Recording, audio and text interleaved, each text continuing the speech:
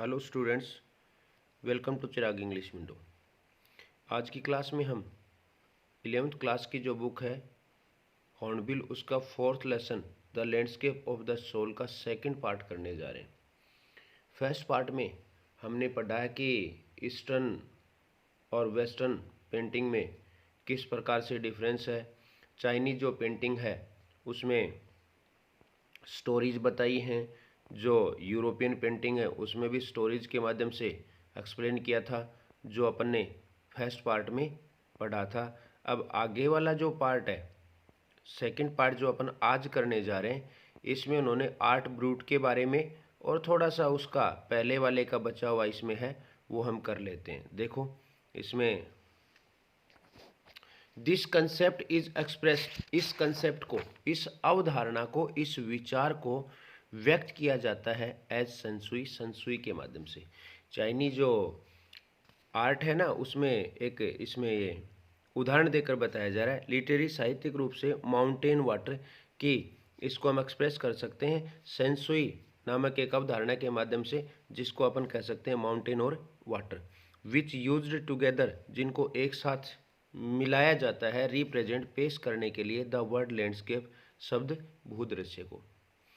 मोर than two elements, इन दो तत्वों के अलावा, ऑफ एन इमेज, एक इमेज के, एक पेंटिंग के, these represent two complementary poles, ये दो सहायक ध्रुवों को दर्शाते हैं, रिफ्लेक्टिंग, दर्शाते हुए द दाओस्ट व्यू, दाओ वाले दृष्टिकोण को, ऑफ द यूनिवर्स, संसार के बारे में।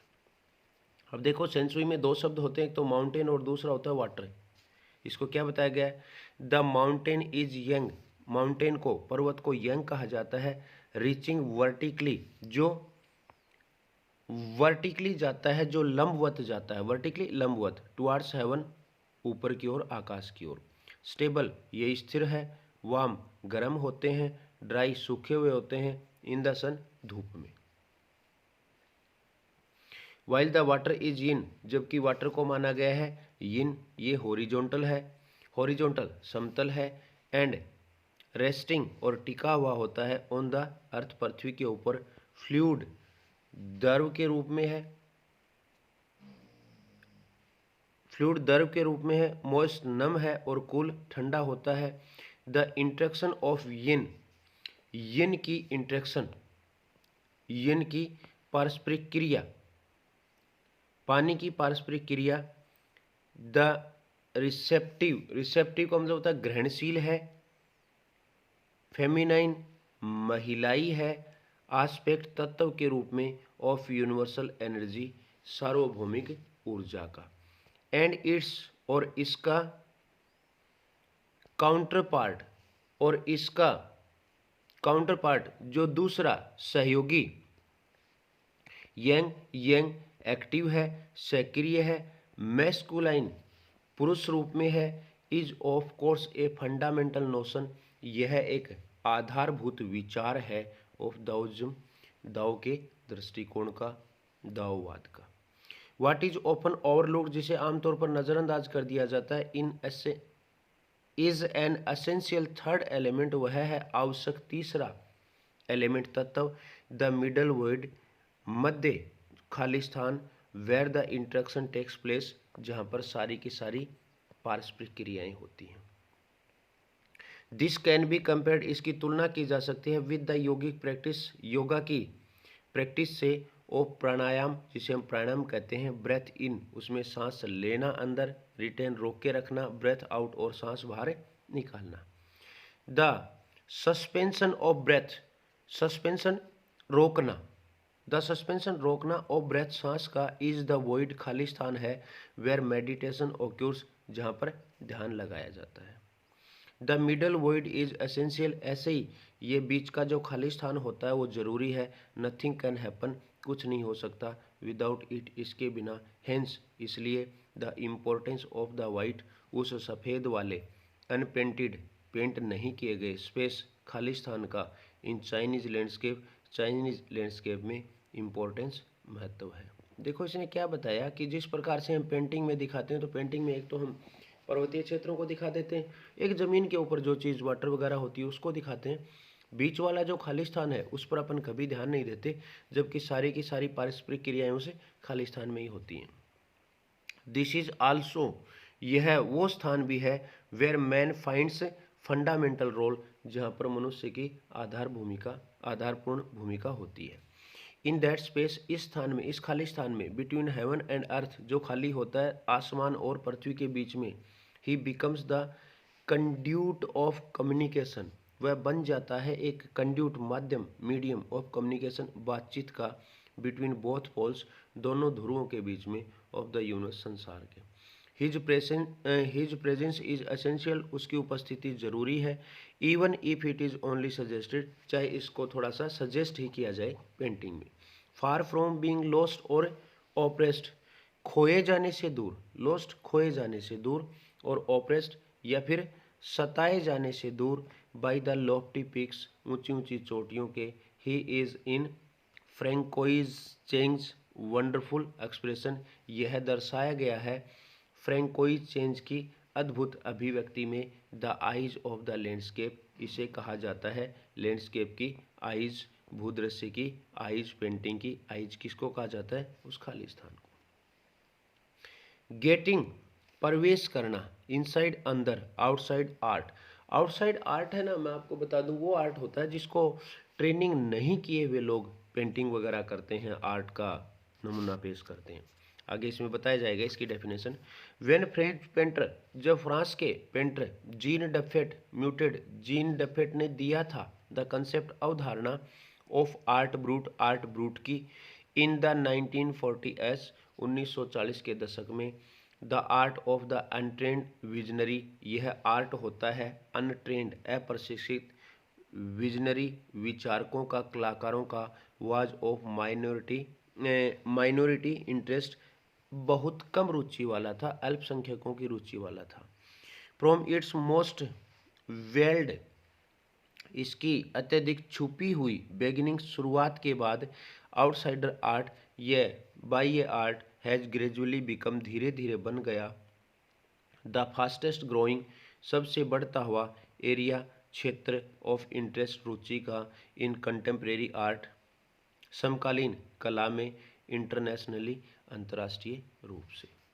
दिस जेनर प्रतिभा, यह आर्ट, यह कला, इज डिस्क्राइब्ड, बताई गई है, as the art of those, उन लोगों की कला के रूप में, who have no right to be artist, जिनके पास कोई अधिकार नहीं है कलाकार होने का, एज, क्योंकि, they have received no formal training, उन्हें किसी भी प्रकार की कोई औपचारिक ट्रेनिंग, शिक्षा नहीं मिली हुई होती है, येट सो, फिर भी दिखाया है, टैलेंट, इन्होंने प्रतिभा, एंड आर्टिस्टिक इंसाइट, और कलात्मक अंतर्दृष्टि, their works are a stimulating contrast, उनके कार्य जो हैं वो एक रोचक कॉन्ट्रास्ट, विरोधाभास हैं, to a lot of main stream, एक मुख्य धारा की ऑफरिंग्स, करतियों के लिए, कलाओं के लिए।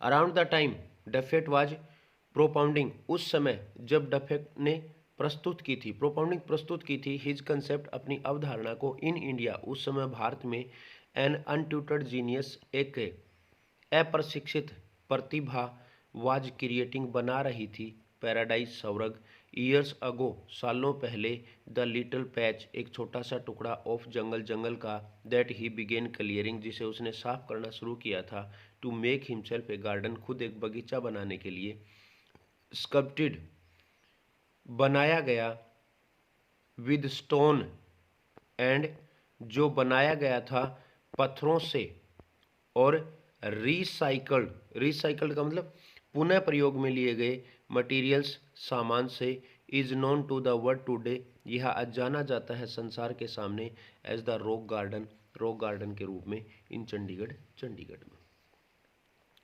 इट्स 80-year-old क्रिएटर, इसका 80 साल का रचनाकार, डायरेक्टर, निर्देशक, नेकचंद, जिसका नाम नेकचंद है, इज नाउ हेल्ड, अब माना जाता है, एज इंडियाज बिगेस्ट कॉन्ट्रीब्यूटर, भारत का सबसे बड़ा सहयोग करने वाला, टू आउटसाइडर आर्ट, बाह्य कला में। The 50th issue 50th issue 50वें अंक में स्प्रिंग 2005, जो स्प्रिंग 2005 का था, ऑफ रा विजन का ए यूके बेस्ड मैगजीन, जो इंग्लैंड की मैगजीन है, पायनियर जो अग्रणी है इन आउटसाइडर आर्ट पब्लिकेशंस, बाह्य कला के प्रकाशन में फीचर्स इसने दिखाया है नेकचंद को एंड हिज रॉक गार्डन, और उसके गार्डन को के स्कल्पचर मूर्तियों को, विमिन जो औरतें खड़ी हुई हैं, बाय द वाटरफॉल के पास, झरने के पास, ऑन इट्स एनिवर्सरी अपनी एनिवर्सरी इश्यूज कवर अंक के कवर पेज पे। देखो एक रा विजन नाम की जो मैगजीन है, यूके की है, आउटसाइडर आर्ट के बारे में वो लिखती है, उसके पहले पेज पर इसकी फोटो दिखाई गई है। The notion of art brute, notion अवधारणा, of art brute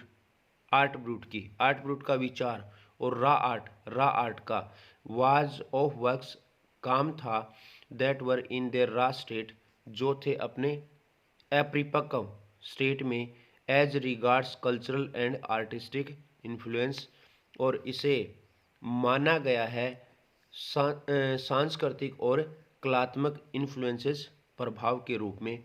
anything and everything, कोई भी चीज़ और प्रत्येक चीज़, फ्रॉम ए टीन एक डब्बे से लेकर, टू सिंक एक सिंक तक, to a broken down car एक टूटी हुई कार तक, कुड बी मटीरियल ये सामान हो सकता था, for a work of art की एक कला के रूप में। Something Nekchand has taken to dizzying heights, और नेकचंद इसको ले गया एक आश्चर्यजनक ऊंचाइयों तक, डीजिंग आश्चर्यजनक, हाइट्स ऊंचाइयों तक। रिकॉग्नाइजिंग हिज आर्ट, उसके आर्ट को पहचानते हुए, एज एन आउटस्टैंडिंग टेस्टिमनी एक आउटस्टैंडिंग शानदार टेस्टिमनी प्रूफ के रूप में, ऑफ द डिफरेंस चेंज के रूप में, ए सिंगल मैन कैन जो एक अकेला व्यक्ति कैन मेक कर सकता है, when he lives his dream जब वह जीता है अपने सपने। The Swiss commission for UNESCO, Swiss commission UNESCO ने, विल बी ऑनरिंग हिम उसका सम्मान किया जाएगा, by way of European exposition European प्रदर्शन के तरीके से, ऑफ हिज वर्क्स उसके काम की। द 5 month इंटरेक्टिव शो 5 महीने का संवाद युक्त शो प्रदर्शन, रियलम ऑफ नेकचंद जिसको नाम दिया गया है रियलम ऑफ नेकचंद, बिगिनिंग अक्टूबर में शुरू होगा, विल बी हेल्ड और यह रखा जाएगा, एट लीडिंग म्यूजियम्स अग्रणी म्यूजियम्स में, इन स्विट्जरलैंड में, बेल्जियम में, फ्रांस में, एंड इटली में। द बिगेस्ट रिवार्ड इज, वो कहता है नेकचंद से जो पूछा जाता है तो नेकचंद कहता है, द बिगेस्ट रिवार्ड इज, मेरे लिए सबसे बड़ा रिवार्ड है, वॉकिंग थ्रू द गार्डन, मैं चलता हूँ बगीचे में, एंड सीइंग पीपल और देखता हूँ लोगों को, इंजॉय माई क्रिएशन मेरी इस रचना को इंजॉय करते हुए, नेकचंद कहता है। आज की क्लास में इतना ही, चैप्टर कंप्लीट हो गया। इसके क्वेश्चन आंसर के लिए नेक्स्ट वीडियो देखेंगे। Thank you.